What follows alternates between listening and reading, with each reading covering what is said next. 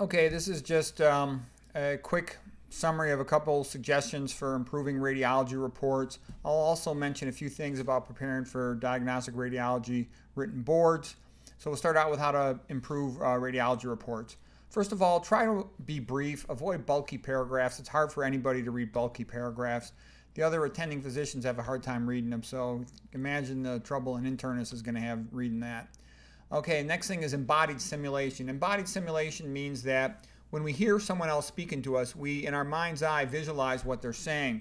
And it's much easier to do so if we hear the subject first, a noun.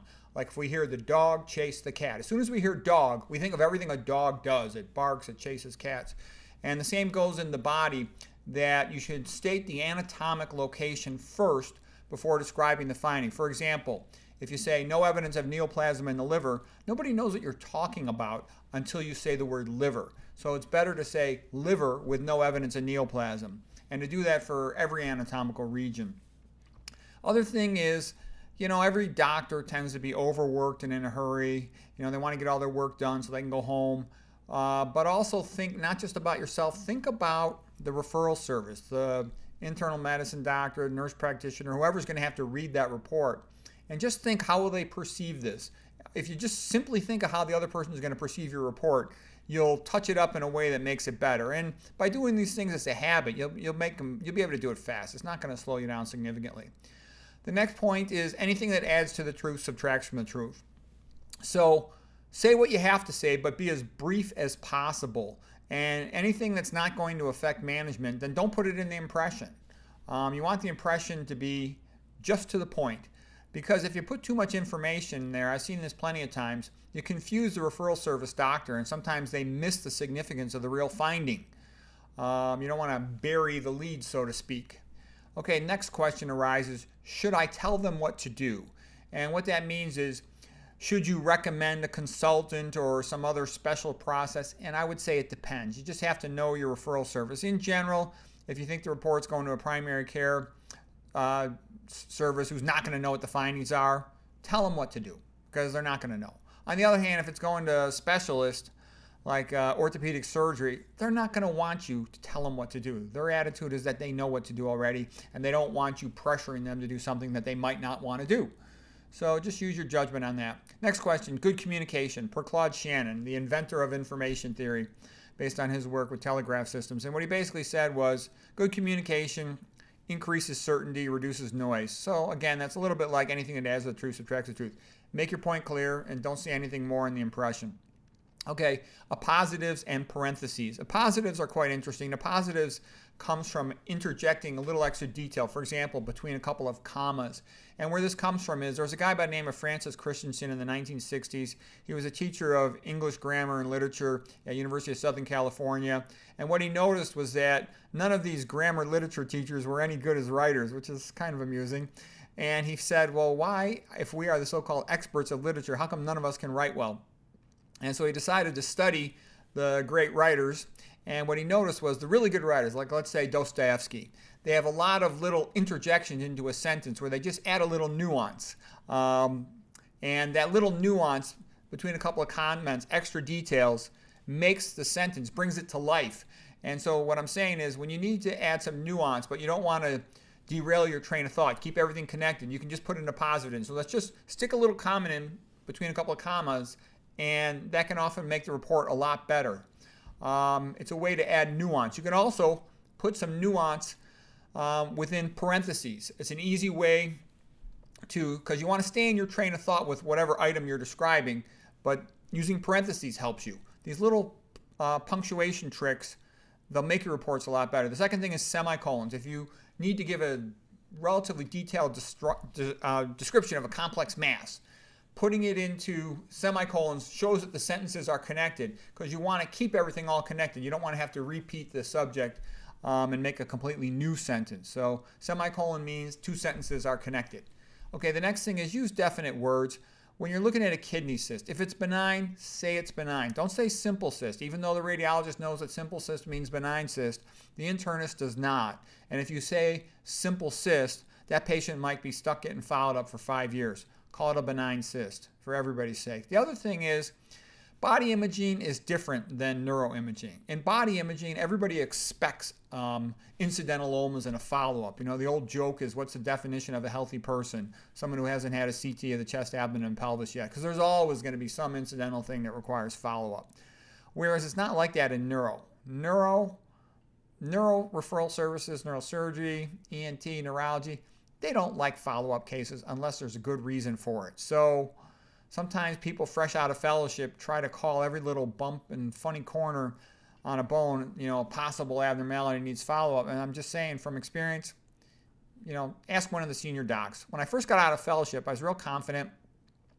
And I noticed sometimes the older docs would ask me, you know, how to describe a complex pathological finding, for example.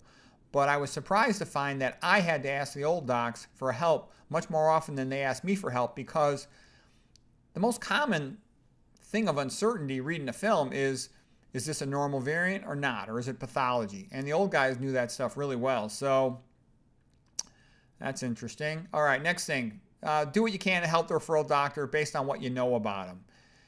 If you think they want you to comment on something like they got a CT of the neck for rule out mass, tell them if there's a mass in that location. Comment on whatever it is that they're interested in because you know it. And also, if you know it's going to somebody, some primary service who doesn't know that anatomical region, don't use jargon terminology that they're not going to understand. Explain it for their sake and so they don't call you, okay?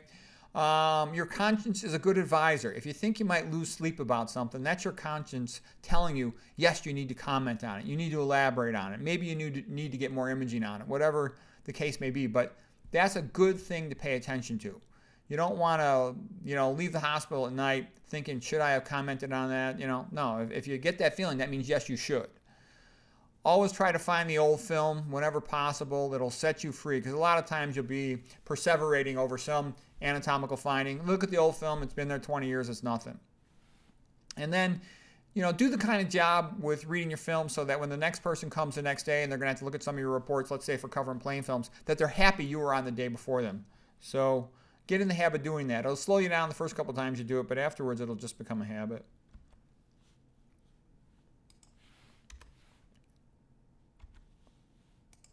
Okay, here's just a couple sample reports. Like here's a chest x-ray. So I just go to the comments right from the beginning.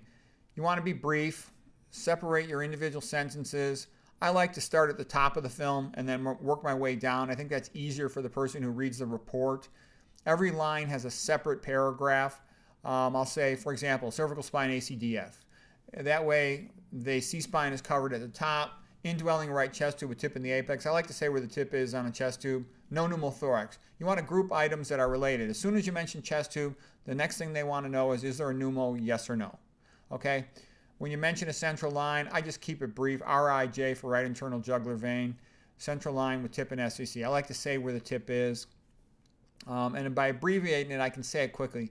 Anybody who reads these reports really ought to know these abbreviations. They're pretty standard and common.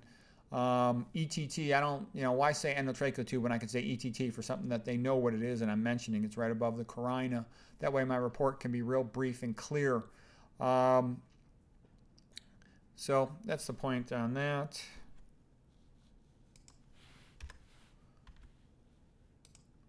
Okay, abdomen plain film. The way I like to read these is, again, starting at the top and working way down. Comment on the stomach, small bowel, then the large bowel, all in that order.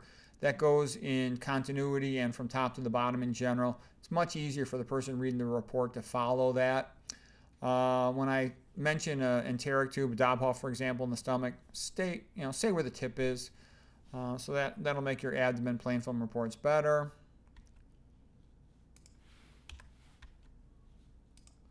For an abdomen ultrasound, we kind of talked about this already. You know, say the cyst is benign, say the organ system first. If you have a measurement, which they might not know, like common bowel duct diameter is normal at 4 millimeters, tell them it's normal. Okay, a little bit on spine MRI. Most common thing residents do that kind of annoys me is they'll comment on the central stenosis and the foraminal stenosis in the same sentence. Don't do that. The brain can only think about one thing at a time. You know, the surgeons mostly care about central stenosis. They seldom operate on foraminal stenosis. So mention if there's central stenosis or not, and then separately comment on the foraminal stenosis. They don't belong in the same sentence for the individual levels. In your impression, only include what is going to affect management. So here I said no moderate or severe central stenosis. That way the surgeon knows this is not an OR case. Because the real questions with a lumbar spine MRI typically are, does this patient need to go to the OR? Yes or no? Are there any red flags? Yes or no? If we're going to send them to the pain management doc for steroid injection and whatnot, what levels should they inject? So make your report so that they can easily answer those questions. If there's anything unusual on the film, like probably a benign hemangioma or something, just mention it and explain it so they're not going to feel like they need to call you.